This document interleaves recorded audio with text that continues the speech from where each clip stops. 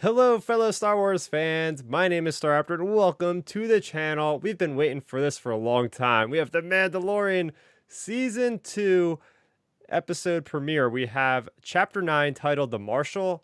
Just so you guys are aware, we are going spoiler heavy. You guys have hopefully had a couple days to watch this. It's Sunday as of recording this. Came out on Friday, and we're just chomping at the bit to talk about this.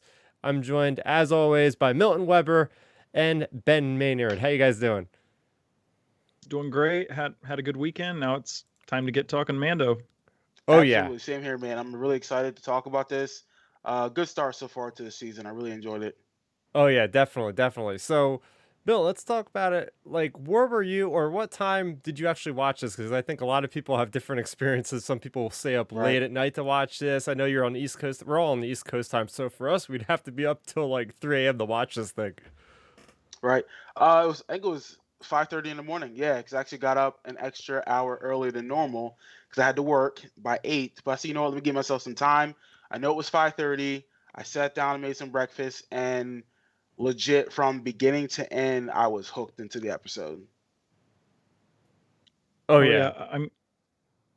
yeah, I mean is what same goes to me. I instead of waking up early, I just stayed up. I I was like, you know what? I'm just going to watch the last couple episodes of season 1, watch those, played Xbox for a little bit, played some Battlefront 2, and then I turned on Disney Plus and sat there at 3 o'clock. I was like, okay, come on. And then 3:01 it popped on and I watched it. Okay.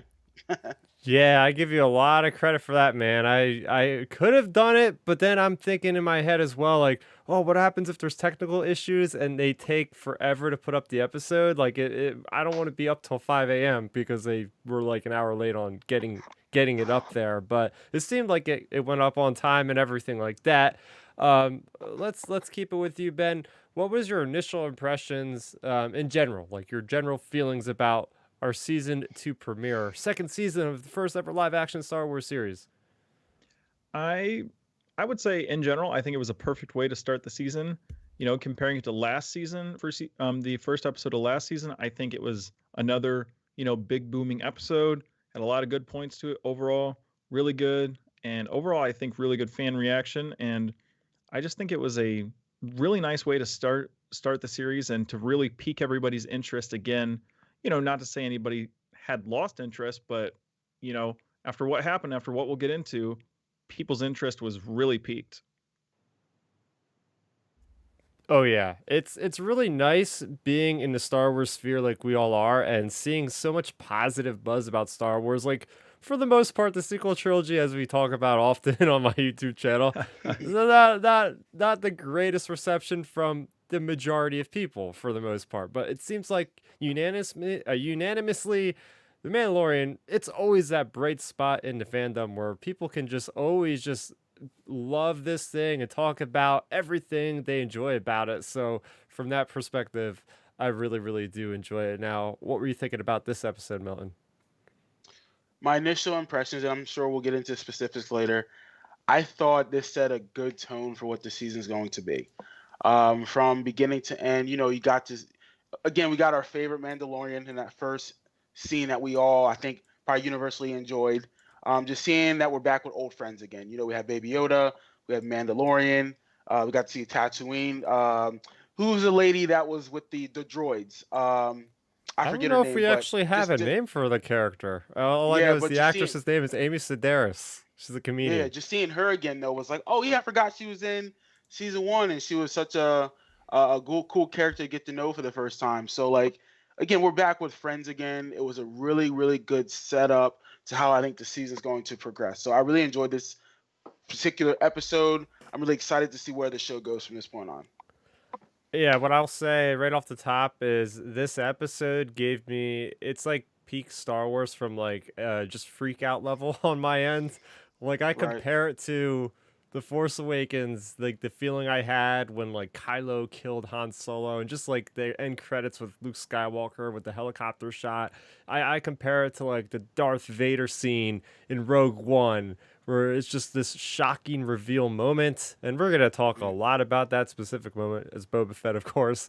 But it's up there. And not even just that. Like, even up until that point, I was just so engaged with what was going on with the Great Dragon and just the world building that continues on Tatooine. After all these years, we're still getting more stuff about the settlers and about the Tusken Raiders specifically. It was Mm. just all these really cool references that were done very well without like beating us over the head with them as well. So all in all, I was just, man, this is exactly how you start a season. And if this is how they begin the season and there's 7 more episodes, like, oh my gosh, are we going to be on one hell of a ride this season? Absolutely. I totally disagree. Or not disagree. I totally agree. No, I totally agree just because, like with what we got to see from the initial, let's say 5 minutes of the episode and how it ended with the last 5 minutes of the episode, it's like, oh, okay, they're not afraid to, give us those exciting moments and also keep us on the edge of our seats to make us want to come back as consumers and see the next episode. Yeah. So I want to talk about the opening of the episode here and how it kind of, for me, sort of mirrored season 1's opening, where you have like this landscape and you see the Mandalorian there, of course, our main character in the series, but he's by Baby Yoda. They're walking down this alleyway. We've seen this place many times in all the promotional material, the trailers. We don't know what the planet's called. I really hope we get the information on what the planet's called eventually. And it's neat because they have the graffiti all on the walls. Like, that's not something we've seen a lot in live action Star Wars. We see it all the time in Star Wars Rebels with one of the characters, Sabine Wren, who's just an art aficionado who's just going around doing that sort of thing. But to actually see them and the underworld, I love the underbelly. He's going inside this place and it's Gamorreans fighting. We haven't really seen Gamorreans, I believe, in live action since Return of the Jedi.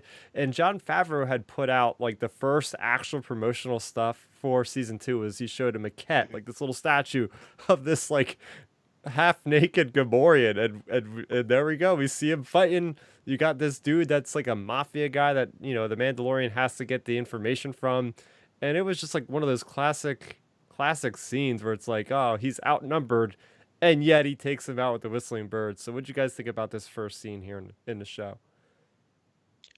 I would say it was a really, really good way to start the series. Um, you know, you have, of course, a little bit of sense of danger or sense of anxiety because, we all joke around or we all say so much about, the Mandalorian being Baby Yoda's dad and everything, and then he's taking him to these dangerous environments. But I think, Yep. I think, if people do, bring that point up, I think a really and a part about that is the Mandalorian realizes like the child can hold his own, potentially hold his own, since he has the Force. So I think that's why feels comfortable bringing him in. Plus, I mean, hey, it's like a little secret weapon backup Baby Yoda, basically. um, but no, I think, like you said, it's great seeing Gamorreans, especially after Return of the Jedi, and it's just a really good way to set the tone of the season. Plus, this whole opening sequence, I've viewed some other people's reviews and things online of this episode, and of course, they're talking about many of the other big points. But I think one of the overlooked points of this first whole initial sequence is, when he goes through the whole fight and everything, and all that, when he, when everything gets resolved, when he at the very end of it, when he cuts the lights, Yeah. it still shows his ruthlessness Uh-huh. because when he cuts the lights, you see those red eyes and stuff. So Yeah. that guy, I think his name was Gor Koresh. His Yes. whole, he's toast. So Oh. I'm really glad because that he hangs him up, so he could have just hung him, and those things, Yeah. those things stay off in Yeah. the darkness. So they, that's why he cut the lights to begin with. Yep. So, he still shows his ruthlessness because I think some people may have started to view Din as maybe becoming a little soft because, because he's a dad and everything. So I think it's really good. Favreau and Filoni and company, just really basically kind of reset and was like, no, he's still He's Still still pretty badass, yeah. ruthless. Yeah. Yep. So I think it was a really, really good way to start the season off, or start the episode off. My Yeah. mistake. Yeah, I Um, love the line. You can go first. oh, thanks. I appreciate it, Chris. No, I was about to say, Ben, I echo pretty much everything you said about that planet. And what's crazy is, like, I honestly thought, well, maybe that's just nighttime, but I kind of think that's how the whole planet is. Like, I Oh, mean, maybe I'm off, but I felt like that planet's just dark all the time, and the lights okay. were built there to keep those animals from coming out, if that makes sense. It kind of reminded me of the movie, what's the Vin Diesel movie back in 2000, Oh, Pitch Black. Pitch Black. Yep. Yeah, we're like, you got to keep the lights on, and if you don't, the creatures come out and kill and whatnot and cause problems. So I'm thinking like that's a cool concept to see in Star Wars. Like, this is a dangerous living planet. So I really enjoyed that. I thought the setup of what the Mandalorian's gonna have to go through to get this child back to his people. If that's just the tip of the iceberg, can you imagine what we're going to see later in the season?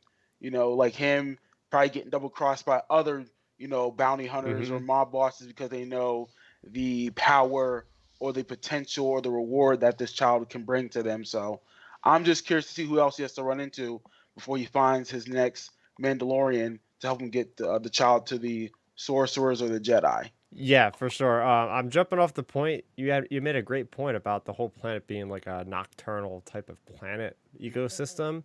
As you're saying, I'm thinking about Star Wars Rebels season 1, episode 4 or 5 or something like that. You got Hera and you got Sabine. They go to this planet. They have to refuel, and you have these creatures called the Fear Nox. And I think they Hmm. also had red eyes, and they were very distant from the light. So maybe those were actually Fear Nox. If they were, it's Dave Filoni on the show, so I could Yeah. totally see him throwing I them can in see there. that. That would be great. But it was that awesome moment when he's putting them up there, and it just reminded me of like something Batman would do. Batman hangs the thugs from like the Yeah. different things, and he's like promise me you won't kill me, and he's like, I promise you won't die by my hand. And then that's when he shoots the lights, and then things are gonna kill him. It's Right. brilliant because like you said, Ben, he's ruthless, and he's not really going soft yet. I love the fact about the lore that is being built up from this mob boss about how they're sitting down. First of all, I loved how he's like, "Oh, you want to get the bit?" Like he does not mess around. He's like, "I want the information." He does not even entertain the guy. The guy's like, "Let's enjoy the entertainment." It's just like, "Well, you're cut to the chase, dude. This is not how I do business." But he's talking about the Mandalorians and about how you have like this valuable Beskar armor, and damn, if it's not that valuable, he's just gonna rip it off his corpse. He says, like, Right. it's pretty crazy, like how much his people are being hunted down at this point, and the fact that this whole season opens up and he's not looking for the Jedi or the Sorcerer, he's looking for the Mandalorians, which is not exactly what I had in mind. I thought he would be going straight for the Mandalorians, or the Jedi rather than the Mandalorians. So I thought that was a interesting tidbit there. Oh yeah, I think that's a really interesting tidbit, but maybe it potentially falls on, the armor was talking to him about in the past season, about the feuds between the sorcerers and the Mandalorians. So maybe it would be better for him to find an older Mandalorian to talk to be like, "Hey, which one of these sorcerers that are left are still the good ones, that won't kill me?" So, that could be a potential reason as to why he would be going after Mandalorians first over Force users. Mm-hmm. Mm-hmm. Yeah. Agreed. No, absolutely. Like I said, it's Ben. That's a good point. I think that it's important to see that. I guess the Mandalorian really, he's still trying to, I guess, discover his culture. That's kind of the feeling I got with this initial beginning of the episode. Like, yeah, the Beskar armor is significantly important, and I'm curious to see where else they're going to take that, because I feel like that's going to be a thread throughout this season of someone trying to go after that armor. Because Mandalore, we got Boba Fett armor now. Then they talked about the Beskar, so I think that's going to be a significant piece throughout the story, throughout the first parts of this season. Um, but I think it's important that we're still starting to see that the Mandalorian is still discovering what his roots are, his culture, and that type of thing. So I'm curious to see where all that goes to. But it was nice to see that he has to seek out someone that's older or potentially wiser than him to accomplish his goal. Mm-hmm. Mm-hmm. And speaking about Mandalorians and about the ideals of the Mandalorians, we see that put to the test with the introduction of a character that was rumored and is actually in canon in live action. We have the appearance of Cobb Vanth, everybody. And this guy, Milton, you've read the Aftermath books, right? I've read the first one and I started the second one. I need to finish it, but I know that Chuck Wendig created that character. Yeah, which is insane because you guys follow the channel, you know I do all the book stuff, all the comics for Star Wars, and a lot of fans have been kind of let down from reading all this content and not getting any of these characters to show up in the movies. But man, if they didn't put one of these most minor characters, like this guy's not even a major character in the books.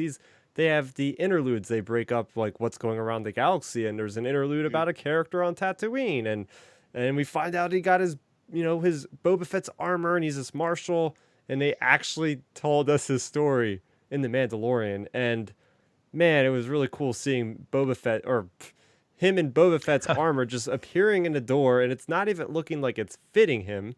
It's just obviously like this is not Boba Fett, right? Like this guy's just walking in. People are mistaking him for a Mandalorian, but he really isn't.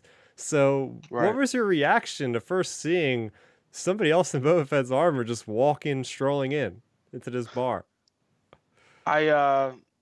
First of all, the armor looked good. I'm not gonna lie, like, because I had to like rethink. I'm like, man, what did he look like? Boba Fett looked like back in '80, and in Return of the Jedi, and it's like, man, like this guy's wearing it, can pull it off, well.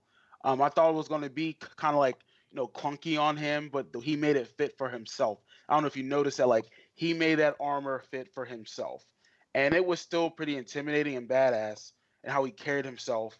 And once he took off the helmet, I was first thinking, oh, okay, Cobb Vanth, and it's like, oh wait, that's Raylan Gibbons from Justified, But then it's like he brought that like Marshal feeling to that character, and just to see that the Marshal wasn't even scared of the Mandalorian. Yeah. I mean, I felt that he wasn't scared of him. Like he was going to challenge him, like to keep that armor. So it was nice to see that Dave Filoni and Jon Favreau didn't write his character to be a pushover, and then but they gave him a lot of integrity. They gave him honor. It was nice to see where his background story came from, of watching the Empire fall, and then his town getting blown to hell, and then all of a sudden he got lucky pretty much to get this armor. And it's cool to see his story come kind of full circle in this particular episode. But it was nice to see that we got a character that I think we'll see again. I mean, I guarantee we'll see him again throughout this season. I really hope so, because the actor that plays him, his name is Timothy Olyphant, and he's renowned. Like you said, he was in Justified. Before that, he was in Deadwood on HBO. Like this guy, he is straight out of a Western. And Chris, you know who else he also played? I believe he played Agent 47 out of Hitman. Really? Yes, in a Hitman movie. Yes, he did. He did a really good job in that movie. Wait, so he actually played Hitman? Yes. So he actually was bald then? Yes. Oh, wow. Because let me say, this guy's got like some of the best hair in Star Wars. I'm saying it right now. This guy's... Absolutely. This guy was, man, he's pretty cool. And like, I love how, and we're going to get into this whole topic later on about like the Westernness of this episode, but just like the way that Mando was willing to just drop this guy dead to get his armor right then and there. Like he was just adamant. He's like, what about the kid? He's seen worse, I'm taking this from you now, And what did you think about that, Ben? First of all, I thought the whole introduction was really good, especially for, a lot of my thinking. Obviously, I'm a hardcore Star Wars fan as much as anybody, but also I always consider like what the general audience would think, and I really think it was a really good way to introduce, quote unquote Boba Fett at first, to the general audience. Because people saw him and were like, whoa, what's Boba Fett doing? And then, like you were saying, Milton going through that whole sequence, talking to Mando, takes his helmet off, and then Mandalorian's like, whoa, basically like, what the heck's going on here? So I thought that was really good. And, especially a shout out to whoever, whether it was Pedro Pascal or whoever was in the suit at the time playing Din during that scene, he really communicated like the confusion emotion just from his like head nodding and Yeah. things like that through his body language. So that was really good. And then yeah, I mean, like you said, it really shows also how dedicated like Din is to like the Mandalorian way and everything. Basically like, hey, I'm gonna just kill you right here if I have to get that back. So it should be a pretty interesting just to see where it leads, and we'll get into everything with Boba Fett here later in this episode. But I think it was a really good introduction to Cobb Vanth, and one of my favorite parts with him are shortly after like their little introduction when they start getting like the vibrations and all that stuff, and they go outside and see what's going on, and he's like, maybe we can work something out. Yeah. I just Yeah. I thought it was a really really great little sequence right there. So yeah, Yeah. those are kind of my thoughts. I do like how the Mandalorian cooperates with this guy who is pretty much his mortal enemy. Like, it shows you how honorable the Mandalorian actually is. Like, he could just ruthlessly just stab this guy in the back as he's like watching the earthquake, and he's like, you know what? Yeah, let's do this thing. And we see that growth throughout the episode of this guy who hates the Tusken Raiders because they're raiding his village, ends up working with the Tusken Raiders, and man, oh man, this guy actually knows how to use the armor pretty well. Like, we actually see him using the jetpack, which is just one of those mind-blowing moments where it's like, it's like Mandalorian and almost Boba Fett flying together. It's like, oh, this is so cool. Like, this guy I thought was like, oh, maybe at the end of the episode, maybe he'll let him keep Boba Fett's armor because he actually was knowing how to use it pretty well. As Milton says, I think hopefully we'll see Timothy Olyphant come back as Cobb Vanth at some point. I mean, we've seen season 1 where there was a lot of one-off episodes, and then by episode 7, Mando rounded up all his buddies to go after the Imperial Remnant. So maybe there will be a similar situation. We'll see about that. I was actually surprised that I was shocked to see Boba Fett armor be used the way it did when it comes to the rocket Mm-hmm. and to like the actual flight jetpack, because we always got a sense of it, like in Return of the Jedi we got a quick look at Boba using the flight pack, but back in the 80s they couldn't really do the technology like they do it now. But seeing how it actually does hold up, I was like, oh, okay, this is actually good technology. That's awesome. And even seeing how he utilized the rocket, how he blew Oh, up he blew yes. up that one like group of guys at first, and they Yeah. show how he took the village back, which was awesome. I was like, he really is proficient in using this technology. Like, I was actually surprised how good he got with it. But then Yeah. it makes sense. It was over 5 years. He probably used it multiple times and perfected it and made it work for him. So no, it was great to see, and I was glad that they made that armor like proficient. Like, okay, this is really awesome. Mm-hmm. Oh yeah, Mm-hmm. I think now not to rain on anybody's parade, but I think there's a chance we will maybe hear about Cobb Vanth again, but I don't know if we'll see him on screen because I think he has a decent amount of chance to be toast. I think there's a solid chance of that because as we all know, anybody who's seen the episode, Boba Fett's at the end, Mm. now he sees this guy, oh, now he doesn't have my armor anymore, and he's been parading around as me. So maybe All maybe right. Boba Fett takes him out to send a message to the Mandalorian, because I think we're definitely not done with Timothy Olyphant yet as Cobb Vanth, but I think there's definitely a chance that he could be toast too. Yeah, so let's segue. You mentioned the infamous Boba Fett. How were you guys' reactions when you seen Boba Fett? Did you know it was Boba Fett first off? Because I've come across a couple of coworkers that were like, they didn't mention Boba Fett. I was like, Boba Fett, what'd you think? And they're like, what do you mean? Like, the guy at the end, they're like, oh, that guy, I didn't know who he was. Like, there's a lot of people Yeah. that are still a little confused. I know you guys as hardcore Star Wars fans, you probably knew who it was right away, right? Oh yeah, right. Like when they showed, because I was waiting for that. Like, I Yeah. was waiting because you know how in most shots in film they show that cross shot like that. So Mhm. I'm waiting for like something else to pop up.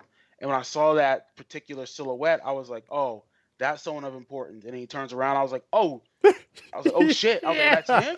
it's Tamara Morrison. That's our guy. Yeah, yeah. Like, and it was cool to see him because I actually just started watching Attack of the Clones again, and I looked at him in that film and was like, man, like they really did a good job at.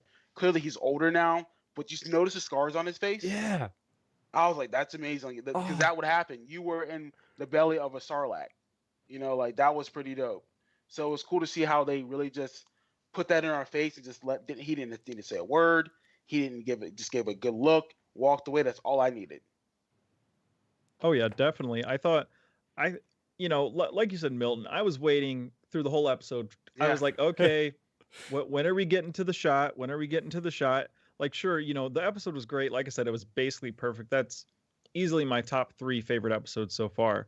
But I, throughout the whole episode, I was like, okay, where's Boba Fett? Where's Boba Fett? He's got to be coming.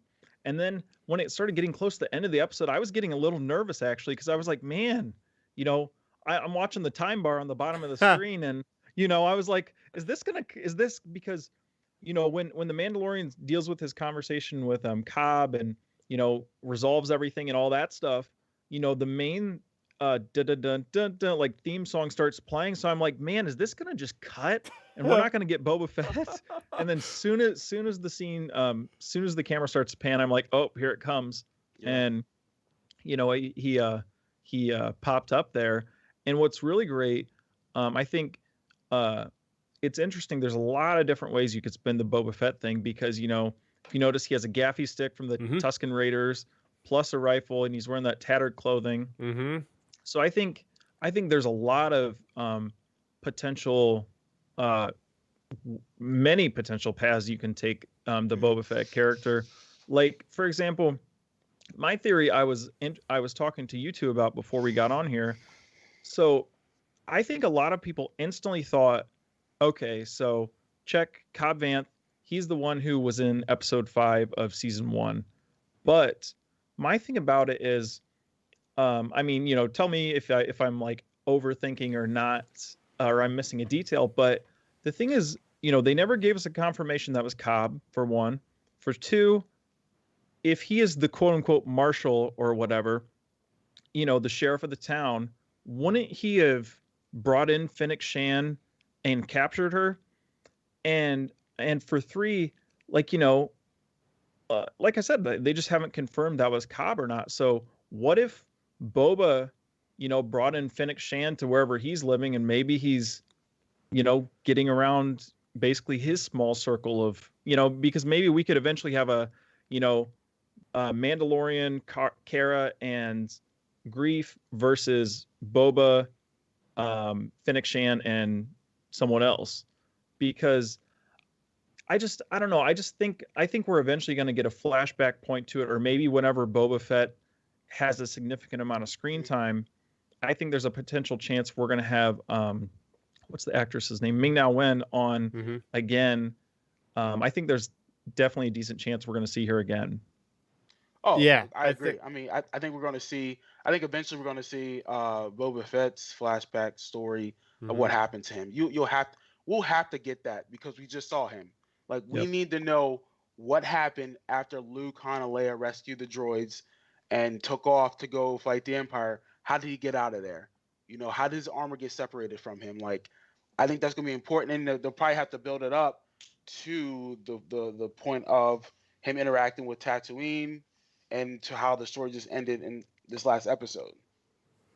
Yeah, I mean, look at his appearance. So my kind of speculation is you see him, he's wearing basically Tusken Raider garb. So he's been on this planet. It seems like he hasn't even left the planet, if you ask me. I don't know what the whereabouts of the Slave One fire spray ship of his is. I don't know if somebody just took that from him or what. But it seems like he's just maybe living off the land like a nomad. Like, he's going from place to place.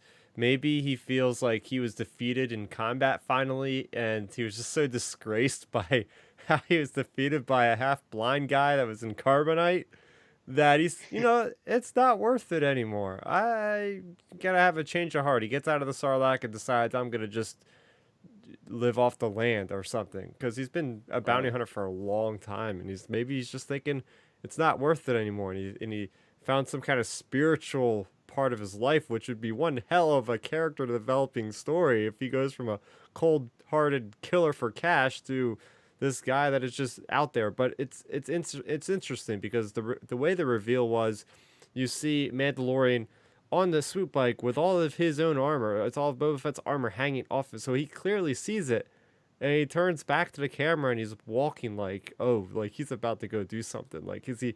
I Right. mean, Yep, I he's think, yeah, yeah, he has like a real what's the word? Almost like menacing walk or character demeanor about him. So I think with that, I think there's definitely, if I had to put a percentage on it, I would say there's at least a 60% chance that Boba Fett is against the Mandalorian, and about 40% chance maybe he could end up helping him or something at some point. Because I mean, if the Mandalorian is trying to learn about the Jedi, I mean, Boba Fett was alive throughout that whole time period. So mm, Agreed. No, absolutely. And it wouldn't surprise me too that if they show any type of flashback of this particular episode later in the season, he had to have been watching them the whole time. For me, from that shot, he had to have been watching them trying to take down the Krayt Dragon, and he probably was trying to yeah, study who the Mandalorian was and what was going on with the Marshal. So I'm interested to see how they're going to tie that into the upcoming episodes to see, okay, I've been watching you now for the last couple days and what you guys been trying to do. So I'm trying to figure out what I need to do to get myself back together. yeah. So And we have the lowdown show saying some say he might have been in the background of the campfire scene. I believe that because yeah, I believe that. drawing a trait like you were just saying, Milton, about, oh yeah, he's been watching him the whole time. Like he watched that whole thing go on with Toro Calican and Fennec Shand and him, and he's like, all right, who is this guy? And he really means business. What's his deal, you know? And the fact Mhm. that Fennec Shand was connected to the Huts. Remember, she was one of the top assassinators of the Huts or whatever. And obviously Boba Fett was employed by the Huts, so both of them would know each other. So he knows how good she is, and somehow these people took her out or whatever. And it's gonna definitely spark his interest. But the problem is, he's not a Mandalorian, and as soon as Mando finds out about what's his deal, especially as he's infamous for wearing that armor, he's gonna go off on him. We already see what he was gonna do with the Marshal there. It's gonna be heated for a little bit at least. oh yeah, definitely. I mean, you have I really think with that whole thing, I think there's a good chance, we could go in, two totally different directions. We could have Boba getting his armor back and get this cool back and forth fight or something, Mm-hmm. or it could maybe be along the lines of tying into more of the lore and everything, and like, the Mandalorian culture, etc., like honor, everything like that. Maybe we get to a point this season, hypothetically, let's say we do get Bo-Katan this season. Bo-Katan's advisor in I think it was season 5 of Clone Wars. He brings up Jango Fett, and he's like, Mm-hmm. pretty much, hey, this guy just has Mandalorian armor, but he's no Mandalorian. So maybe, Boba Fett, Bo-Katan tells Mando about Boba Fett and is like, hey, you shouldn't give this guy his armor, etc. He's not a Mandalorian. But what if Boba Fett does, you know, do something good to kind of redeem himself? What if he helps the Mandalorian, I don't know, let's say save Baby Yoda or something, or what if he helps the Mandalorian with something, something significant? The Mandalorian's like, hey, that was honorable. Like, here's your armor back. You earned it, type of thing. Hmm. So I don't know. I think there's a few different directions really you could go with that. Yeah, it's gonna be interesting, or maybe Boba Fett will be the type of plot device that'll actually teach the Mandalorian that he can remove his helmet or something. That could it could go the other way around, where it's like, oh, you don't have to Yeah. be, to have this helmet on all the time. He's been in several situations back in the first season where he wanted to take his helmet off because of that woman back on Sorgan in episode 4. So yeah, who's to say that might not happen as well? Agreed. Yeah, it's. I think. I think we're going to see. I think we're going to see something very interesting happen with, I believe, Mando and his relationship, his potential relationship with Boba Fett. I'm hoping that Dave Filoni and his crew and John Favreau they tell us a rich, history, more history of the Mandalorian culture. Like Hmm. I think that's such an important part of the show that I think they can't forget about, because again, we really don't know much of Mando's backstory as much as we think we do. And I got the sense from season one that he's still discovering what's his culture's all about. So again, I'm really stressing and harping on that relationship, and I'm hoping that we get a relationship between them that's going to be mutually beneficial. And just Hmm. like Ben said, Boba earning his armor back, and then hopefully Boba or whoever assists Mando in achieving his ultimate goal. Yeah, I mean, ultimately, like I kind of attribute what I would like to see is something similar to like season 2 of Daredevil on Netflix, where it was like the Punisher and Matt Murdock. Matt Murdock didn't kill people; he was a vigilante, and so was the Punisher. Punisher would kill Mhm. people.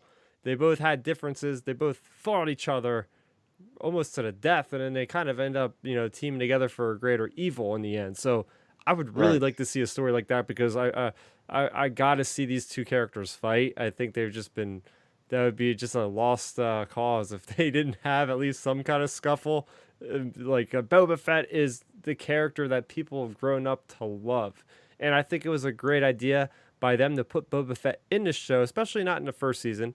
But in the second season, it works because we already know who the Mandalorian is, Din Djarin. We've grown with the character. Now they introduce Boba Fett, which we've also known. So now people can actually separate the two, because I think when they first announced this show, people were like, "Oh, it's Boba Fett. It's the guy with the T visor." Nah, it's not him actually. And now we get the definitive answer for people wanting to know, and like the lore of the story. Like, okay, what is the difference between these two characters? And it's great that we're getting at here. There was a rumor a long time ago that we were getting James Mangold, who directed Logan. He was going to actually be directing a standalone Boba Fett film. Hmm. And I think Josh Trank, like Josh way Trank back was when. supposed to. Yeah. Yeah, he was. Yep. So I think what they're doing here is they're like, okay, Mandalorian is so successful, why not have him in the actual show and kind of make that movie spin off into the show, and get everything we wanted to tell in that movie in this show, and it'll just ultimately be better, because you don't want to have like two separate Mandalorian type things out at the same time. Anyway, it just makes more sense to connect them all together for me. Um, kind of closing out the discussion on Boba Fett, which is the biggest thing in this episode, but there's plenty more to talk about here. I want to go through some of the comments we had coming in. We have Keegan Yep. Maynard. He's saying, I heard a lot of people who thought it was Captain Rex. Yes, so this is another topic I wanted to talk about, is there's a lot of people out there that are adamant that he's a clone and it's not Boba Fett. And to that I say, they are not putting in that many Easter eggs for it not to be Boba No. Fett. There's Wait. no So people way. were really saying that they thought it was Captain Rex? Yeah, there's actually I've seen some reviewers like say, yeah, we think it's Boba Fett. They ranked their who they think that was. Everyone obviously said Boba Fett, but some people I saw were like, well, they didn't technically say it was Boba Fett, so it leaves the crack in the door for maybe Oh a my Captain goodness. Rex or a marooned clone or whatever. My only thing with that is, and Chris can echo this too, is, or both you can, is in they retconned Return of the Jedi I where was about to the say, yep. where the Yep. old man, the old man with a huge white beard is Captain Rex. So the thing is, with this show being only 6 years or so after Episode 6, why would Captain Rex go from working with the rebels to go living in the desert with the Yeah. Tusken Raiders? Like it has Right? zero That makes correlation, no sense. especially at this time, until we get further in this episode and we realize like Tusken Raiders can be more civil. But up until that potential point in our Star Wars knowledge as fans, Tusken Raiders are, monsters and all that. Like, why would Captain Rex leave the rebels to go live with, the monsters in the desert, basically? Like, it just, I just I don't like that theory at all personally, because, you know, again, though, it falls into, your general audience category of things like, some casual fans who watch some things here and there. There's a potential, us as like maybe hardcore fans, we can like cross analyze everything like I just did to basically eliminate that whole Right. that whole point. And then the whole marooned clone thing, Yeah, Why? Why? Why would they no. do that again? They already did it in Ben, I'm gonna Rebels. tell you. Listen, Ben, I'm gonna tell you this. The reason why you don't like the idea because it's a stupid idea. That's why. Okay. Thanks. Because that You makes gave my translation. Yeah. yeah, you're right. Because like it makes no sense. We already know that they retconned Rex into Return of the Jedi. Fine. Why would a military guy who got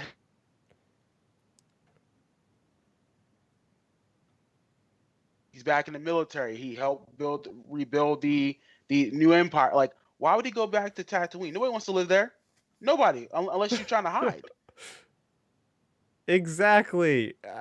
It could be any other planet, and I would say, okay, maybe it Yeah, could be a clone, but just the fact that it's right. on Tatooine, there was the Boba Fett armor already there. In episode 5, somebody literally said, he's no good to me dead. I'm like, okay, Boba Fett's coming into the show at some point. And Yeah, it's called the Gunslinger. right. Like it'd be different if he's like, oh, I'm going to hang out at, go to Coruscant or something. Okay, fine, go hide out at Coruscant, so be it. But no, you're not going to Tatooine. Like, you miss me with that. Yeah. Nobody wants to like vacation and hang out in Tatooine. Let's be real here. Yeah, I know. I was like, I want to get off the Boba Fett topic, but there's just more and more stuff Yep. that just gets spawned in my brain. So another thing I want to talk about is just the ramifications of Boba Fett appearing on the show, right? Like, Yep. just from a fan perspective, I'm comparing this to season 1, episode 1, where we get the reveal of another species of Yoda, essentially, with Baby Yoda, and that was Hmm. like a huge moment where I yelled out loud, like, "Oh my god, I didn't see this coming!" Now, on the other hand, I don't know if I said it on this channel at all, but I speculated Boba Fett to be the one in the big reveal in episode 1. And I was right, but it was pretty easy to tell because I mean, Boba Fett, they said go to Tatooine. I was like, oh, this is definitely happening now at some Yep. point. Like Ben was anticipating it, but I was like, this reveal was done so well, the way that it panned across the landscape. You got the twin Hmm. suns, you got the music swelling, and it's him just staring at, like, you do a freeze frame of that shot, and I've already seen several people on my Facebook like having it as their like Facebook background now because it's just an incredibly cinematic shot. And to me, it's just as big of a reveal as Baby Yoda because we thought this character was dead for like 30 years, 35 Yeah. years. Boba Fett has Yep. been brought back from the dead. I know in Legends he survived and whatever, but like this is canon here we're talking about. Like Boba Yep. Fett is giving another chance to shine because George Lucas just killed him off and actually kind of I heard things like George Lucas was maybe thinking like, oh, maybe I shouldn't have killed him off that easily, because people really love this character. Oh yeah. I think like you were saying, Chris, like closing out some of these points, I think the big thing that can be said, is hats off to Filoni and John Favreau for making an appropriate or a really well executed story to round up this character's legacy, because this character's been around since 1980, since Empire Strikes Hmm. Back. Over 40 years, we've had so many stories, and Boba Fett appearing in video games. We had, like you said, Chris, all the old Legends stuff. The different storylines of Boba Fett blowing himself out of the Sarlacc pit, all that sort of stuff. So, I think the way they did it versus, there's a million other ways you could have maybe brought Boba Fett back and it would have maybe been cheesy, I guess you would say.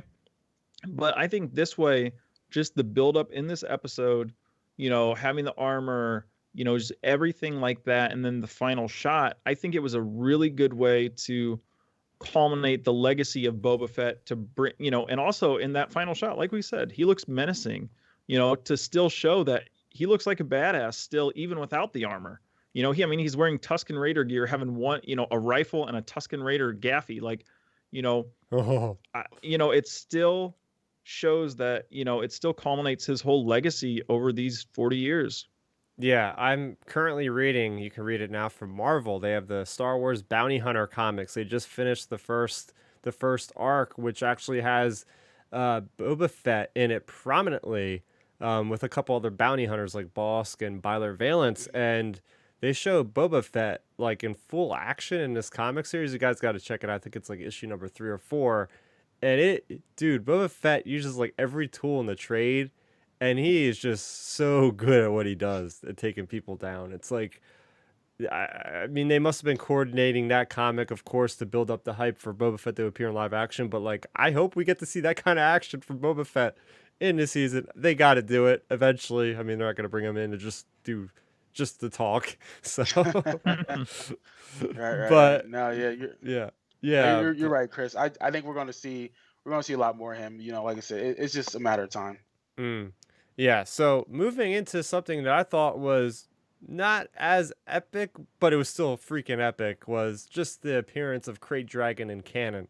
We've heard about it. We've seen other iterations in games like Knights of the Old Republic, but to actually see this thing and the way that they actually depicted it to being more of like a giant sand shark or like a sand worm makes so much sense because you have a desert planet.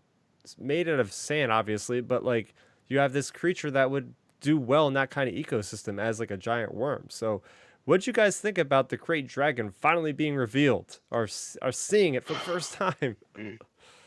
That's something. I think that's when I mentioned there was minor criticism in the episode I saw from people. People were upset about, I guess, the retcon of the Crate Dragon from canon till now, or something to that extent. And I'll be honest with you, like I'm not. I mean, I know what a Crate Dragon is, but I wasn't like ultra up on the lore when it comes to Crate Dragons. I was fine with it, honestly. Like my personal opinion, I felt it needed to be the way it needed to be. I mean, it kind of reminds me of the movie Tremors. Yeah. Like having those worm type creatures really going. I mean, it was just cool to see, and I was like, oh wait, that's an interesting. We never seen that before in Star Wars, so I trust the creators of this show to do this show justice when it comes to bringing in things from Legend and making it work for the current Star Wars today. So personally, I know a lot of people that I've listened to or read over the last couple days have some small issues with it. I'm fine with what they did because they executed it perfectly, in my opinion. Like they didn't just blow up the Crate Dragon, spoilers, blow up the Crate Dragon and just walk away. No, they struggled. People died, and it was cool to see that was it acid that the Yeah. Crate Dragon blew out, which was awesome. I was like, yeah, Oh I man. needed some people to go. Like it was cool to watch that the Mandalorian like was in danger of being killed. It was cool to see that these band of ragtag soldiers were struggling to figure out how to kill this thing because clearly they haven't killed it in how many years. It was cool to see at the end. Another Legends piece was the Crate Dragon Pearl when the Yeah. Tusk Raider picked it up. Yep. Because at first I wasn't sure what that was, and I'm thinking, wait a minute, I know what that Oh. is. Like that's the pearl. And I was like, Yeah. oh wait, they really went that far. So it was cool to see that these creators are taking things from Legends that we all read as children. Oh yeah, they did their homework in this episode. I have a whole section at the end of the show we're going to talk about just all the references and Easter eggs that you guys have caught because there's a lot of them in this episode. But man, oh man, the Great Dragon, just seeing how it was a big plot device that also helped bring some of the groups together, the Tusken Raiders, the settlers, or whatever you want to call it, the Mm-hmm. mining people of Mos Pelto. Um, but yeah, we're getting to see this creature that was just so shockingly dangerous. Like it's massive how big this thing actually was. And the fact, like you said, Milton, about it's a dragon. What do dragons do? They breathe fire. What does this thing do? Yeah, It vomits acid that just melts people away. right. Like, wow. Yeah. Well, yeah, and to me, like it was a mixture, like I said, of a trimmer, but also of the Kraken from Unleash the Titans. Mm-hmm. Just seeing how like when they thought they killed it and it came up the mountaintop and like Yeah, was throwing this that acid, was which I'm like, amazing. man, like you really they really did a good job at putting this crew in danger and saying, hey, this isn't going to be easy. Clearly, this thing has not been defeated in what? I forget how long they said it was there for long, but it's just like, man, like it really. And I know you mentioned in your notes about the technology. I don't know how much money they spent on this Yeah. episode, but goddamn, they spent the good money to make this thing look really, really, really good. It was very convincing for a TV Oh show. This yeah. felt like a movie how they shot Yeah. that creature. I Oh, Like know. seriously, I'm like for a TV show on streaming network, that was money that they used to make film. and it looked convincing. I'm like, that's amazing. Oh, That is for the sure. thing. Yeah, go ahead, Ben. I was gonna say that just to chime in a quick little point, then you can continue, Chris. A lot of people, I'm not sure if people caught it, but um, Favreau and them, they changed the aspect ratio from early on in the episode to when they got to the Crate Dragon part, Yeah. it went to all wide shots. Yeah. Um, I but noticed because on the last shot of the show, of the episode, when they go to the Boba Fett, like it literally, you get I the didn't even notice borders that. on it. And I was like, whoa, what's going on here? I'm gonna have to watch that last 5 minutes to see. Yeah, I missed that. That's crazy. yep. Yeah, so if you guys want to know about the Crate Dragon from Knights of the Old Republic, I think that was his first appearance back in 2002 or 2003. And it was just like your typical, I hate to say it, like generic looking dragon without wings. That's like it looked like a dragon without wings. And it was tan, and, that was it. So I appreciate that they went above and beyond. They're like, you know what, we're gonna do something more unique than that. Let's just make it like a giant sand shark, but still retain some of the properties, because the Knights of the Republic version has like horns, and they still have the horns on this version of it. What was really cool for me was somebody who's played through that game many, many times. That you go to this cave, and that's where this thing is, and they pretty much replicated the same cave, the same design in this episode. And like you said, having that crate dragon pearl, which in Knights of the Republic was like the best like crystal to power up your lightsaber. Like you put that in your lightsaber, it will be the most powerful lightsaber in the game when you have that item equipped. So the fact that they were just throwing us that bone as well was like, man, these guys are the best. This is great. I loved the whole scene, the whole action scene. Like you literally see the Tusken Raiders rolling out like trebuchets or ballistas, like you would see in like Lord of the Rings. Like they have like this Yep. super like medieval equipment. It's like, what is that gonna do against a great dragon? And then you see it in action. It's like, oh, they're actually reeling it in, And there's that moment where it's like it's going back into its cave, kind of like what they did with the ATST. Like the ATST was like smart enough, the driver, to just be like, we're not gonna step too far, and but it was just action wall to wall. Like Milton was saying, the budget was unbelievable. I think what we're gonna see is even more of a step up this season than last season, because I believe a lot of the budget probably went to developing technology with the volume, with the stagecraft. Right. Probably a lot of that budget went into just creating that. Now that they have that, now it's their second season. They got all their kinks worked out. They got the VFX like to be more synergized, quicker to edit. I think our minds are gonna be blown continuing throughout the season. Like, how are they getting this so good? This is better than like majority of the films that I've seen in the last like 5 years, as far as like the scale and the visual effects of everything. Oh yeah, for sure. The scale, the visual effects, just all of it. I mean, it's so surprising because, obviously, a movie would be 2 hours long or so, but if you would put this episode on a movie screen, it would hold up. It would hold up just fine. So I think, yeah, I just think this whole sequence with the Crate Dragon and, just the way it was shot, like you said, Chris, being in the cave. Also, the fact that the cave was, an abandoned Sarlacc pit. Yeah. Like that's pretty crazy because, we all know this Sarlacc pit as being like this crazy monster, and, Uh-huh.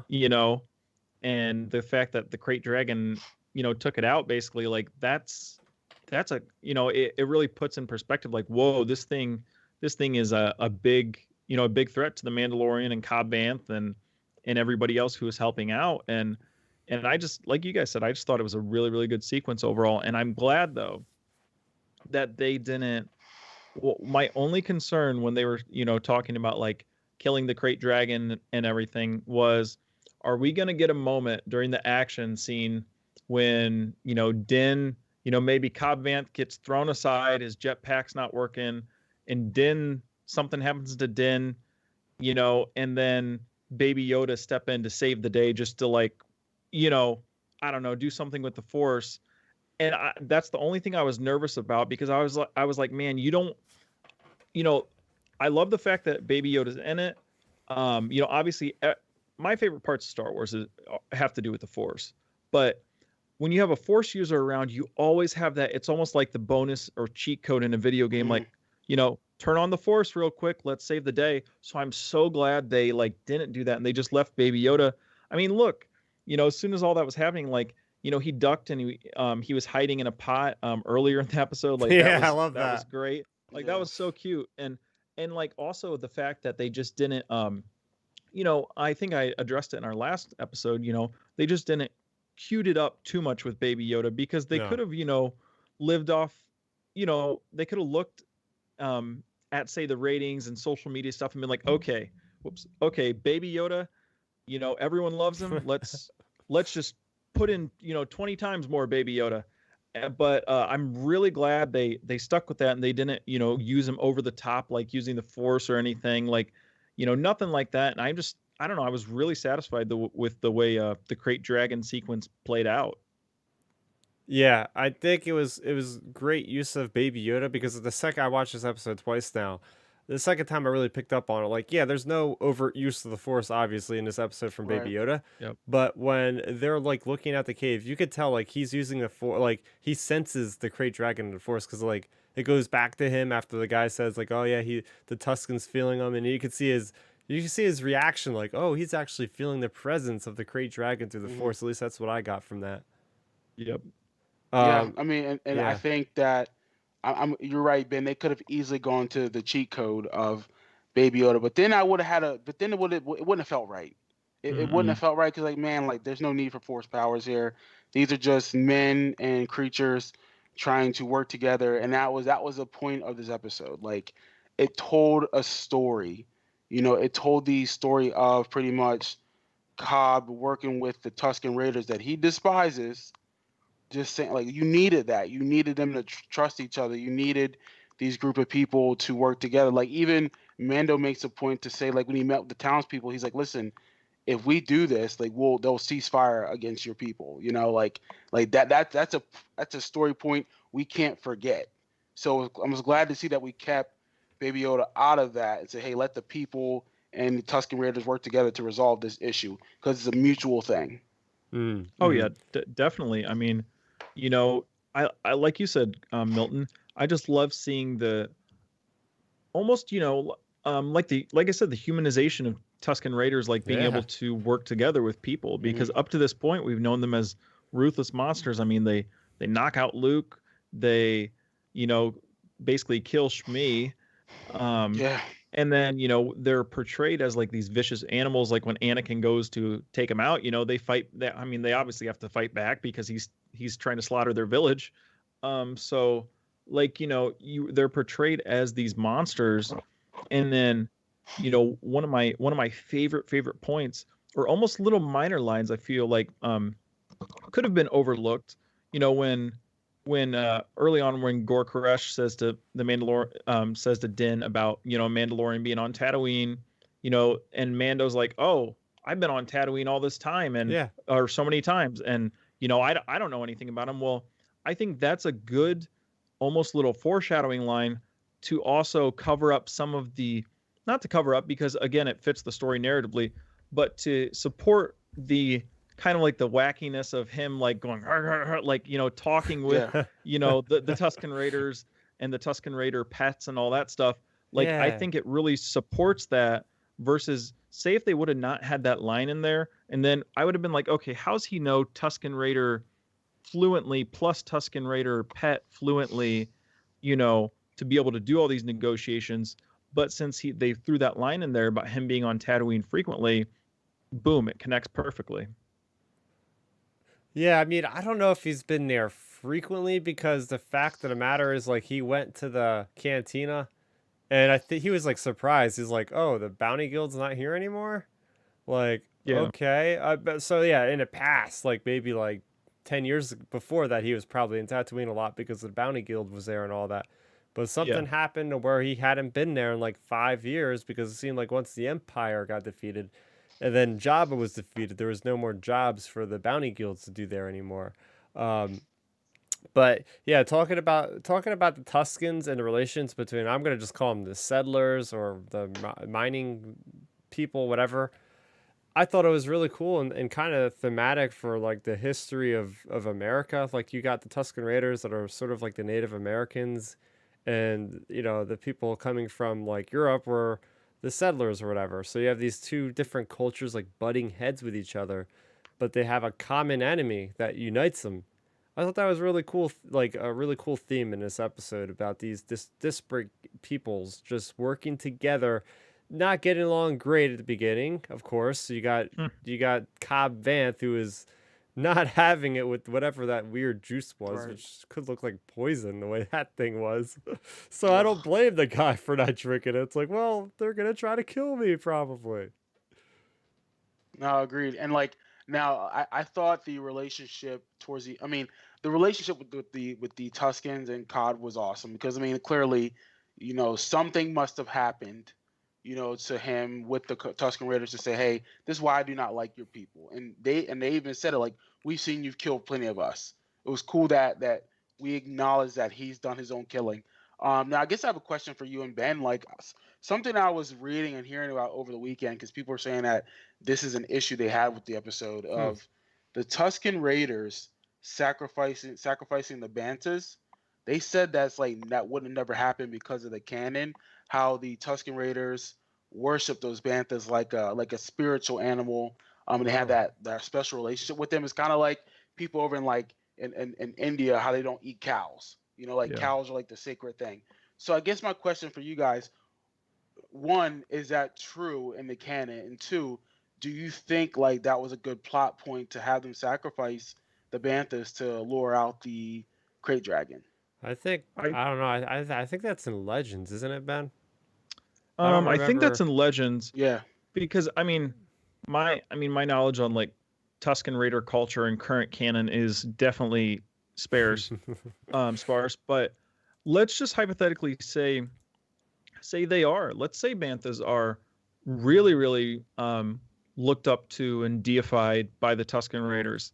I think that makes that scene even more powerful Right. because I was thinking the be, same thing. because okay, that shows the Tuscan Raiders are having such a dilemma with the Hmm. Crate Dragon, and they have to first of all set their Yeah. differences aside with the settlers, and then second of all, and most importantly, they have to sacrifice, their like beloved creatures to be able Hmm. Hmm. to live to thrive longer. Because I mean, if not, who knows, they may not have made it out of there, or they might have all just slowly been picked off. So I think Right. it really shows like almost like any other thing, like when you when it comes down to it, you might have to make sacrifices that you might not like, but if it's for the greater good of your people plus you know the people that you've recently like formed an alliance with, i think I think it's a really good point, and I think, like I said, it just makes the point even more powerful. Yeah, well, that's well said. That's my initial thought when I heard all the complaints about that because they were like, "Oh, they're not sticking to the legends of the lore of the Tuscan Raiders," and I get it. I mean, Really? because again, I think all hardcore Star Wars fans do get irritated when they screw with legends or when they do bring legends in, they retcon it. But no, I think it's important that they had to sacrifice their essential mode of transportation, their spirit animal, whatever they want to call it. Like that just shows they're willing to sacrifice what they need to sacrifice to get this figured out. Because clearly, this doesn't just affect the humanoids of Tatooine. It also affects Tusken Raiders and Jawas and whoever. Like it's important that they said we got to put this aside and do what's best for this particular group. And it was for a greater good of securing peace, but also too, you see what Tusken Raiders do. They just once they killed it, they were picking away at that thing and they got the Yep. pearl. So to them, there was always some hidden agenda as well. That's what they do. Yeah, so just echoing what you guys said, yeah, it's basically like they're in such a bad spot that even if they did worship these banthas like they were their own kids or something, that shows how great the stakes are at this point in time where it's like they gotta give away their most prized possession just to persist with their clan or else they're gonna get Right. wiped out. So I think either way, in terms of the story itself, whether it's legends or canon or whatever, I think I still think it works well no matter how you look at it. Um, looking at this story from the perspective of a Western, I think this is the most Western Star Wars thing I've seen, I think, because it is all over this episode. I've really, and it's the thumbnail of this video here, is Mando on the swoop bike, just cruising on into Maz Pelto for the first time, and it's like that classic like Western cowboy shot of like the guy walking in on a horse into the town, and everybody like stops what they're doing, just looking at him, and he's just cruising around like Mhm. that to like the almost like a gun duel in the middle of a cantina between him and Cobb Vanth to just the people banded together to take out some kind of greater threat. I thought it was very much like a Western. Oh yeah, 100%. I mean, from start to finish, I felt like it was a really uh, great Western version of Star Wars. And, that's something the creators of it said to begin with before they even started this show. This is going to be a Western style Star Wars show. So I think it just fits everything perfectly. It falls back on, like I mentioned in our prior episode about, George Lucas liking serialized television, and Westerns were definitely serialized. So I think this episode nailed it on all aspects of a traditional Western you'd see in any form, whether it be TV or movie. Yeah, I echo that. I mean, first with the way it looked. So the cinematography was very Western. Clearly, Mm-hmm. I think the color palette for this particular episode felt different than like a lot of the other episodes. Like it just Oh felt yeah. more like dusty, more like they had their bright moments, especially within the village at first, because all like the sunlight and everything. But Mm-hmm. as the episode progressed, it got that dark dustiness to it. And again, man, they make this show feel ultra real. They really do. Like, cause I'm like, oh my god, like I couldn't even tell Yeah. what CGI was in the episode. I mean, Yeah. the obvious CGI, but whether it's in the village, whether it's fighting the crate dragon, or like whatever, like they make it feel like it's a gritty place you don't Mm. want to visit. Mm. Um, I thought just like even them on the speeder bikes, and then I know we're going to get into references later, Chris, but when he was on the uh, the pod racer engine, using Yeah. that as the Oh my as a gosh, that was awesome. as a little like speeder bike, which is like even that shot was cool to see. Like they're two cowboys on their horses, Yeah. going to fight Yeah. the bandits. All it was just cool to see that. I mean, like I said, it felt ultra western, and that's the point. Very much. You know what, I'm gonna go off a little bit with this, but I think I would love to see Quentin Tarantino direct one of these episodes because he does such a good job with Western genre and a lot of his movies. I mean, Mm-hmm. it's like, man, like, dude, like this works for Star Wars. Oh yeah. Oh yeah, for sure. You mentioned the color palette and just the general cinematography of this show, of this episode. What stood out to me is just the grand vista shots of Tatooine, like the wasteland, the Dune Sea, the Junlin Waste, or whatever they were. Like, there's just awesome moments, and like it takes me back to things like Lord of the Rings. Like you see like the Banthas all in single file, like Ben Kenobi says in The New Hope. They're just like Yep. marching through, and you just see this huge convoy of all these Banthas from overhead, beautiful shot. You see the shots at nighttime, which just bringing back Attack of the Clones memories. It looks like that place could almost be like the same village that Anakin slaughtered. I didn't even think about that. Yeah. Like the Yep. way And the sky was like the same color too. It was like that like purplish, like bluish color in the background. It's like, oh, they're sitting around the campfire, look just like it. oh yeah, definitely. I think with that, you mentioning Anakin, unfortunately, it makes it almost more the Anakin scene even more sad, because if you think about it, the Mandalorian, he knows the Tuscans' language. He talked with them, etc., negotiated with them. I mean, even into the last season, he gave them some binoculars and all that. So Mhm. it makes me wonder as well. Could have Anakin, say, if he would have found someone to translate for him? Obviously, he was filled with anger, but could have he found someone to translate for him and negotiate, give the Tuscan Raiders something valuable, and be like, "Hey, that's my mom," and the Tuscan Raiders seem to be such a close knit community. Maybe they understood would have understood. So I think this episode really humanized the Tusken Raiders more, and it makes that scene in Attack of the Clones even more, I would say, vicious or more sad because they're more humanized. It's like, Mm. Yeah, I mean, I hear you, Ben, but man, forget those Tusken Raiders. They just did Anakin's mom dirty. Listen, yeah, they did Anakin's mom dirty. He did what he needed to do. I know that led him down to the path of the dark side or helped him get to that point. But also too, it was a great scene, oh because yeah, just how the build up, his mom saying that she loved him and all that type of stuff, and the look he gives before he massacres the whole village. Like, yeah, sorry Tuskens, I feel you. Y'all was cool in this episode. But y'all, yeah, you're dead to me. Sorry. Oh man, saying it like it is. Gotta love it. Yeah. Yep. So we're gonna close out this episode discussion and review on all the cool little tidbits along the way in this episode. I'm gonna start things off with something pertaining to Boba Fett's classic jetpack. At one moment towards the end, they're fighting the Krayt Dragon, and not Boba, but Mando is telling him to, get out of his way, basically, and slams the jetpack just like Han Solo does, blasts him into the sky without him even trying. And later on, he's like, "Oh, that thing, I didn't do that." And he's like pointing to the jetpack, like, "Yeah, it's still got that damage from Han Solo stabbing it with the stick." So a metal pipe, whatever that thing was he had. But I thought that was a great little callback. oh yeah, that was a really good callback to episode 6. That was, again, like you said, that was my first thought. I was like, oh man, that's a perfect little Easter egg for anybody that's like such a hardcore Star Wars fans.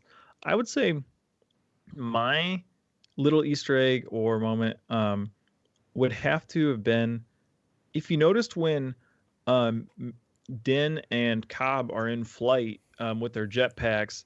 To me, I don't know, I could be just imagining it, but to me it looks like the cinematography is very similar to the way Iron Man's flying. Mhm. Like, and it's Jon Favreau involved. To me, it looks just like how Iron Man and whoever's flying with Iron Man. War Machine. What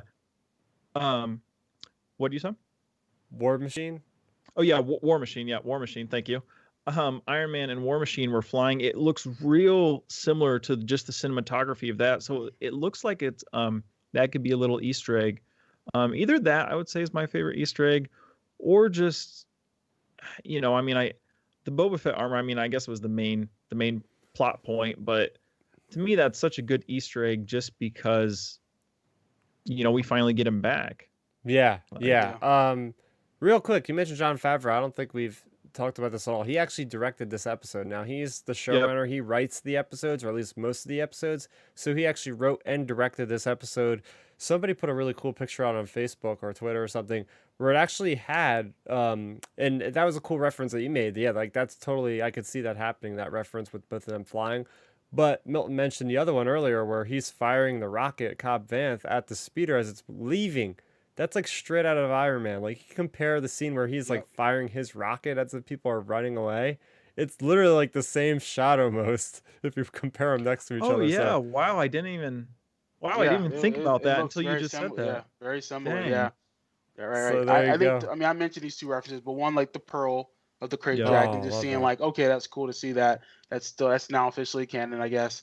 And then what really struck me was seeing the pod race engine Oh, turned yeah. into a speeder. Cause then I'm thinking, is that Anakin's? Yeah. Because that looked like Anakin's engine, and I'm thinking, well, he did sell it to someone that we don't know Mhm. about in episode 1 after they won the race. So like, I can see someone messing with pod races, and then I think, are they still doing pod racing on Tatooine? 20 years or 30 years later, or whatever it is at this point. So it's like, I'd be curious to see if we get to see the pod racing. So, but it's cool. It was just nice to see that, hey, pod racing isn't going away anytime soon. Yeah, another one we got here is R5, the one that blew its motivator. Yeah. And he had the map to Tatooine, which is a lot bigger than we expected it to be. So, did you guys think that one was too much? Just enough? Unfortunately, I'm gonna have to say I think it was too much Yeah. because I think okay. So in comparison, all like you could have almost forced nostalgia, let's say. So like Boba Fett though, Boba Fett, his armor, etc., all of that fit the story perfectly. Like even the pod racer, for example. I think the pod racer was fine because Anakin, when he was pod racing, that was about 40 years before this. So About to say, yeah. it's easily plausible that Yeah. just like a junked race car, he could, that Cobb Vanth, they could easily just picked up his pod racer from a junk scrapyard. Mhm. So, that's totally plausible. But the R5 thing, that was the only thing, my only negative about the episode. And that's not even really negative. That's more of a nitpick than anything because general audience members, they'll just go, "Oh, cool, that droid from episode 4," or they'll just not even realize it. Probably But, not. Yeah. us being hardcore fans, we noticed those things. So to me, I think it was, like I said, Boba Fett, that makes total sense for the story. R5, you could put any droid there and it wouldn't matter. So like I think it was kind of like a shoehorned in nostalgia thing. But yeah, I mean I get it. I get it. It's they have to throw in some Easter eggs, and I think there's a potential maybe that was a little too much, but again, nitpicking. Yeah. Now let me ask you: have we ever seen a Womp Rat as well in canon? Was that in like the special edition, A New Hope? Like when they were approaching Maz Eisley, like there's these little critters, because we've never seen one up close like these ones before, right? They had to be Womp Rats. I mean, we might have seen them in maybe Clone Wars, might have, but never in live action. Not to my knowledge. Yeah, well, I don't remember anything in live action though, except for I guess no, but never. Maybe in Clone Wars, I would have to guess. Let's see. Did any other references stick out to you guys in this episode? Oh man, I'm trying to think. I think that's no, the like main those are the major ones that you guys mentioned and what I said. Like again, I mean, just again going back to Tatooine clearly is always a nice callback to hey, the first ever planet we've ever been associated with Star Wars, and it was nice to see like a different side of Tatooine. Because like I wasn't really familiar with this particular side of Tatooine. Another callback. Of course, the Death Star blowing up. Seeing it from the perspective. Seeing it from the perspective of Cobb Vanth of when they were in the bar and everyone's celebrating the Empire being destroyed. It was cool seeing that. Yeah. I think that's a really good point. Almost like Rogue One, it's cool seeing the common people's view of the Empire. Yeah. Yeah, especially like just like the normal person, right? The people that are just doing a 9 to 5, they're just hanging out at the bar after work, and it's like they just look at the Holocast or whatever, the HoloNet, and it's just like, oh wow, that's huge news, like whoa, and then within moments, like the mining guilds and whoever are already trying to take that power back. It's like wow, that did not take long. Oh yeah. Yep. Yeah, I mean, well, again, us as like out of universe viewers, we view the Empire as evil, but people in universe, and I think you could potentially make the argument across the any of the movies. I mean, even during the prequel era, when the Empire takes over, all that, the people could view the Empire as a sense of security versus a threat. Like we view them as the big bad, Empire, but those, like Cobb Vanth said, as soon as the Empire was gone, boom, moments, the whole, they were getting raided and everything. So, it's the whole, you have the whole two sides of a bad coin thing. Like, the Empire is evil, but without their security, you're left on your own. So it just begs the question, like, it almost like I would say almost humanizes the Empire a little more, or like makes them more sympathetic, necessary, more necessary to the galaxy than just we got to take out all the stormtroopers and the big bad guy at the end of episode 6. Like I mean the Empire was a form of government. I think people forget that when it comes to Star Wars. Like they think it's just like just a evil entity. No, it's an actual government. It actually had legislation. It had law and order. There was tons of police or troopers around to police other parts of the galaxy. So again, it was essential to the security of the empire to stay in place. But again, when you see its big figurehead and their biggest symbol get destroyed, it's like, okay, then Yep. that's broken, you know? Mm-hmm. Yep. Exactly. Now with that, and speaking of all this Tatooine talk, I have one like final question for both of you. So, you know, we talk about like the Tusken Raider community and like say, you know, their values, etc. Could Boba Fett, so the end of the episode, he has a gaffy stick, he's wearing Tusken Raider garb. Could he be part of the community? You know, could have he been one of those Tusken Raiders down there fighting? Could have, you know, and then he drifted off and he was off to the side. Could he be part of the community? Could he? It's mm-hmm. My thing about it is though, what if? Think about it this way, maybe. What if he's the leader of the Tusken Raiders? Because what if they view him as like a god figure for surviving the Sarlacc pit monster? Like, what if they found him crawling out of the Sarlacc, and they just are like, whoa, like how'd this guy survive this monster? Like, you know, could we see a potential Boba Fett Tusken Raider scene? Yeah, I mean it's been done before in Legends. There was actually a Jedi or a Sith Tusken Raider. Yep, I Um, remember that. a Tep or some I forget the name. But also in current canon in Star Wars, Target Vader, which also had Byler and Valence, and it was a bunch of bounty hunters that were literally trying to assassinate Darth Vader. And guess how that turned out. But one of the group members was actually like costuming as a Tusken Raider sharpshooter and revealed her identity to be just like a human female, like at the end of it. So it's not like people haven't worn the costumes, you know? People use Yeah. them even in Knights of the Old Republic. One of the Yeah. missions on Tatooine is you actually have to sneak into the Tusken camp by wearing the gear. So that could be it. Like maybe he is one of the higher ups in the Sand People. I mean, why else would he be using their crude weaponry, right? Like why else would he be Yeah. looking all like ragtag? Like he has plenty of access. He's in Maz Eisley. If he wanted like a really good rifle after he lost his, he could buy it. Like if he wanted a set of armor, he could buy it. Like it seems to me like his ideals have completely shifted for where he wants to just live off the land, you know, and then the Tusken Raiders, that's what they do. So I think you could be onto something with him being involved with them somehow. Yeah, no, it's.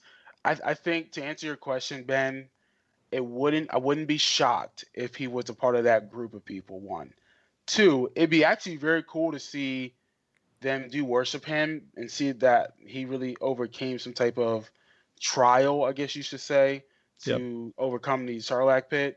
I mean, again, that's just something different. And if Dave Filoni or the team over at Lucasfilm watching this YouTube video, listen, yo, they better give Ben his credit because Ben gave you guys a hell of an idea. So just saying.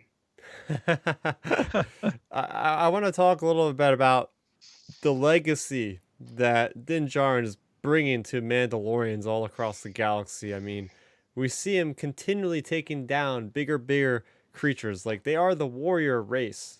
Well, they're not really a race, but culture. Like that they are renowned for taking down these big beasts. Like we hear it in episode 1 of season 1 where Huel is talking about, oh, you know, you took out the mythosaurs, like the mystical creatures and all this. And we're seeing Mandalorian live up to his name, Din Djarin. You see him taking out the Mudhorn with a little help from Baby Yoda. And in this episode, he takes down something considerably larger, just again showing the power of the Mandalorians. Like that was so epic. Him going inside the creature and just shocking him with that prod on his rifle to get out of its stomach or whatever and then detonate the thing. That also, I think, leads directly into how Boba Fett survives. Like, we see firsthand, like, this creature was spitting up acid. Like, obviously, that would tear through normal clothes, but since he's wearing Beskar armor, even though he's only in there for, like, a couple seconds, he comes out of that thing, and you see the acid, like, all of his armor, but it's, like, not really doing a whole lot. So that leads to credence, like, oh, that's exactly how Boba Fett could have escaped. Like, he could have just jetpacked out of there before the thing exploded, and then we didn't see it, or something like that. But he's basically, the armor has got so much integrity, it's able to just survive a lot. Talking about the armor itself that Boba Fett, that Cobb Vanth had, I think it looks so cool how it's got like the acid all. We haven't talked about that, just like the visual appearance of it, Mhm. with just like the acid marks and it's just so scuffed up and everything. I think it looks really cool. Yeah, no, absolutely. And like Chris, you make a good point about, and I didn't think of it, so you just said it, is the fact that pretty much what we saw Mando do to get out of the crate dragon, that probably is what happened with Boba Fett getting out of the Sarlacc pit. I mean, we didn't get to see it because we're watching Luke, Leia, and Han and Chewie, at the time when they were fighting Jabba. So he could have easily gotten out when everything else was going down and probably flew off. Kind of reminds you of Iron Man 3 whenever Tony Stark gets away from the guys blowing up his mansion and Yeah, he flies off. yeah, Kind of like that. That could have happened. Oh yeah, exactly. oh yeah, definitely. I mean, heck, what if the Sarlacc though that Boba fell into was what the crate dragon ate? Like what it, is there any indication that this location isn't that Sarlacc pit? Um, Mm, well, wasn't that because that wasn't most like no, it wasn't most. What do you know? Do you know oh where we no, took them? I don't remember where we No. took them in Return of the Jedi. What was that location at on Oh, Tatooine? the I just know pit, the we. pit of they took him to the Dune Sea to the pit of Carcoon. That's what it was. oh, pit of Yes. Carcoon. Oh, okay, never mind. Because I was gonna say maybe that's why the armor's so damaged. Like the Boba armor's so damaged. Maybe it's not directly from the Sarlacc pit. Maybe the crate dragon, ate the Sarlacc monster and then it started to digest it and then Boba Fett got out like that. Similar still like how both of you guys are Yeah. saying. Well, But here is what the actual canon has to say about it. Now, I wanted to reread those interludes before we recorded this review and discussion, but I didn't get a chance. But from what I recall, is basically the Sarlacc pit was torn apart when the sail barge exploded. Like there was oh so okay. much damage to the Sarlacc pit. Like there was wreckage all over of the creature, and there was a bunch of people like Jawas and stuff that like flooded to that area to like get the metals from the sail barge and all to salvage it, and then Boba Fett's armor was just apparently just laying there. Like there was no body obviously, but the armor was just laying there. And then they Hmm. picked it up and put it on the sandcrawler. Then we see what happens to it in the flashback with Cobb Vanth. So that's what I'm thinking. Like he must have just like said, "Screw all this. I'm done. I'm done putting my life on the line. I've done this for 20 years. I've just given up on bounty hunting." I don't know. We're gonna get the story. Hopefully, I don't think there's any way we're not gonna get a flashback to see exactly what happens because they have to explain it. So Oh yeah, for sure. And so now what's your guys' over under 50%, or let's just say over under 40% chance we're gonna see the slave one at some point in this show? Hmm. well, I think there's Uh. definitely a good chance. Yeah, I think we're going to see at least 60%. Yep, I think it's about 50-60%. Yeah, I Yeah. think it's at least like 80% because it's so synonymous, like the Slave One with Boba Fett. Like it's just an iconic ship. We've first seen it in Empire Strikes Back. We didn't see it at all in Return of the Jedi. Now that I think of it, but there's no whereabouts of that ship after Return of the Jedi. Like we don't know what happens to it. So they don't have to do much work to get that in there without having to jump over too many hoops or anything like that. All right. Yep. Yeah, yep. I like I said, we're going to see it. Oh yeah. Oh yeah. Well, unless do you guys have any other final thoughts about this episode as we wrap things up for tonight? I mean, if I had to rank this episode out of 10, I mean, I'd probably give it a good. I'd give it a good 9. Like I mean, like I said, there are things about the episode. I mean, that could have been touched up when it comes to CGI stuff. I mean, that's just whatever. But that's why I give it a 9. But other than that, I thought it was a really good episode. I can't complain. Yeah. What about you, I would Ben? say, I would have to give it a 9 as well. And it's in my top 3 favorite episodes so far this season.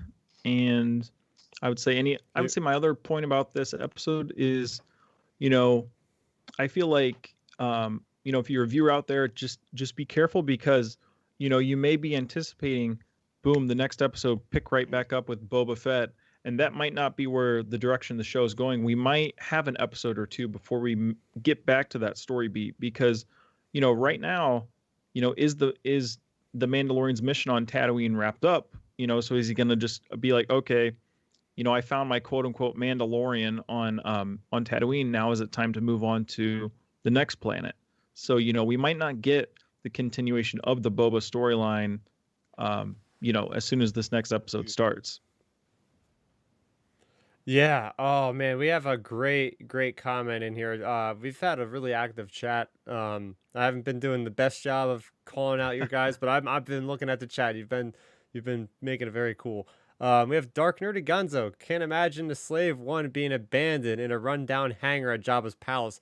Oh man, I want to go back to Jabba's palace the next episode. Like, And I that's a love that possibility. callback. Like, yeah, no, it could be. I think that's a really good question by that commenter. Like I said, we could see Jabba's palace for all we know. Like that could be where maybe Boba's chilling at. Yeah, I You I know? mean, as much as I kind of understand what Ben is trying to say about like leaving the episode and coming back in like 2 episodes, I mean, we've seen in episode 2 they literally picked up right from that moment that he meets Baby Yoda, and then they're walking down a canyon. So it's not Oh like yeah, they've that ever. is. It's not like they've baited us and then got back to it 3 episodes later. Like, I think we're gonna see a direct continuation, especially because every single episode is formulaic in season 1, where like he gets on his ship and literally leaves the planet, and all we see in this episode is him just in transit with the armor. There's no way they're not gonna have Amy Sedaris' character in there for 5 minutes. We're gonna see Yeah. her talking about Baby Yoda again as he leaves Mos Eisley. I'm guessing, yeah, that's Mos You Eisley know where he has a what? razor crest. Yep, I'm actually gonna totally amend that point I just made, because I didn't even think about that for season 1, how it connected like that. So yeah, actually, yeah, to flip my point totally on its head, I think that's what's gonna happen now that you talk that out. I think this next episode will probably have a continuation then of the first one. And well, I guess since Milton already brought up the point of ranking the episodes, I wasn't sure if I was gonna do them or not. But hey, why not? You said 9 out of 10, right? Yeah. Okay. Yep. Oh, I'm not making it very interesting because I was also thinking about a 9 out of 10. I think there's room for improvement, but barely. Yeah. Once I got over my initial hype, like that first viewing, I literally woke up the house because I see Boba Fett, and it was like 6 in the morning. I was like, yeah, like he's back from the dead. And then I hear somebody up. I'm like, oh crap, that's not good. But Oh yeah, trust me. At 4 o'clock in the morning here, I was about ready to explode, but I was like, it's even earlier. I can't even talk to anybody right now. There's no one to talk to. but what I will say is like, oh, we didn't even mention this, and this is what keeps happening as we discover more and more. This episode was considerably longer than the other episodes, right? Like, so we know we're getting more variable lengths of episodes, durations. I don't know if it's just a season premiere, they made it a little bit longer, but I do like the idea of having longer episodes akin to something like more like Game of Thrones or more like Better Call Saul, or any other show on like Yep. the channels, whatever, dramas. But yeah, I mean, there's a couple little things, little Easter eggs that didn't really work. Like the R5 thing was a little bit too much. Maybe there was like some moments that could have been cut like in the middle area of the episode, but the episode started off super strong. Started off with what we know from the Mandalorian, just like in season 1, episode 1. He's in the bar, he's getting a fight. In this, he's in like this arena, which was so cool, by the way. I loved seeing all of the different aliens and all those shots. It reminded me a lot of like the Mos Eisley Cantina. Like, you're panning over here and there's a Twi'lek, then there's something, a creature from Solo Star Wars story. So that was really neat seeing that, and of course the Gamorreans, and then ending the episode the way it ended, bringing together 2 different groups of people, really world building. They built so much lore into this single episode, and they made it so easy for people to comprehend. Like, they threw in a super minor character from a book that probably 90% of the people watching did not read, and they managed to make the character really cool and managed to do a great flashback that just tells you everything you need to know about the character and why they were in the story, why he's important. So The acting was great. Timothy Oliphant, man, that guy is awesome, and I really do hope that he lives by his word when he's telling the Mandalorian that we'll meet someday again or something like that. I'm like, yeah, okay, please do, because you're awesome. Even without the armor, he's going to be a badass, I'm sure. But yeah, 9 out of 10. Great way to start the episode. I'm very, very happy with it. And it's so awesome that we get this kind of experience every Friday for the next 7 weeks. Man, oh man, we are in for one hell of a season because we didn't even hear about the Empire. We don't even know what's happening on. I was gonna say Novigrad, but that's from the Witcher series. What is the planet that they have the bounty Na- guild on? What is that? Something with an Navarro. M. Navarro. Okay. So yeah, like we get the super laser focused story on the Mandalorian that kind of feels standalone, but it really isn't. It builds up the fact that he's looking for the Mandalorians. He did his quest on that planet and didn't really find out anything else that he needs to know. So his journey still continues, but we find out more about his character, about how he is so committed to the cause of his clan that if he sees somebody else wearing the armor, he's willing to just drop them dead right there. But he's also very honorable dealing with Cobb Vanth and making a deal with him. So again, we see that the Mandalorian is brutal, but he's also willing to work with people, which makes him a little bit different than your normal bounty hunter in my eyes. So man, oh man, I'm just very excited about the season, and it's so nice to get this thing right at the end of the year. Everybody's had a hell of a year, but it's been nice again seeing the positive feedback. Everybody excited, everybody banding together every Friday on Twitter, on social media. The discussions that are happening with just the casual fans around the workplace. It's just a great time to be a Star Wars fan again, once more. Oh yeah, for sure. I mean, waking up on a Friday morning after going back to bed after watching that episode, and then, me having a message on my phone, from my grandma who's 73 saying, "Whoa, that was a good episode. Really? Boba Fett's back." Yep, she Whoa. messaged me about 9 o'clock in the morning. She said, Oh, "Whoa, crap. Boba Fett's back." She said, "How'd that What? happen?" And I have a message from her. So that's one of the great things about Star Wars in general. It crosses all spectrums, whether it be young people, older people, people in between, men, women, any races, genders, whatever. It doesn't matter. Like, it's really cool seeing how Star Wars just crosses all the boundaries. Yeah, no, and that's what makes it special. I mean, it's what makes Star Wars special. It's what makes this show special. And like I said, it's given a different perspective to what Star Wars can be. Well said, both of you.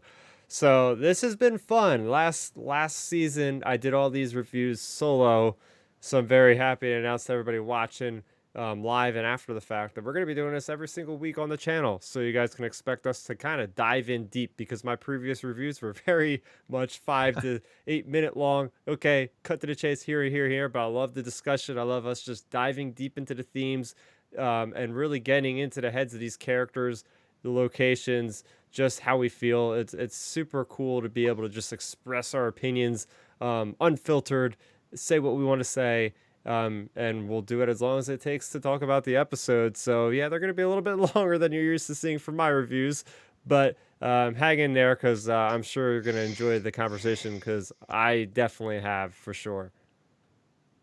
So that is going to do it for this episode. Make sure you go ahead and subscribe to the channel. That way you'll never miss another review. I also have other content coming out on a weekly basis, such as my comic book reviews. There's a couple books on the horizon, some more Star Wars gaming on the horizon. I put up my entire playthrough of Star Wars Squadrons on the channel. And once again, thank you, Ben. Thank you, Milton. And Milton, where can the people find you on the internet? Find me on Twitter at Milton Weber, the number 7. Again, Milton Weber, the number 7 on Twitter. There you go. And I have these on the YouTube video. So what about you, Ben? What are you doing these days? Yep, you can just find me on Twitter at Real Ben Maynard and here every week talking Mandalorian. Yep. All right. So that is going to do it. Thanks, everybody, for watching, and may the Force be with you always. This is the way. And that is going to do it.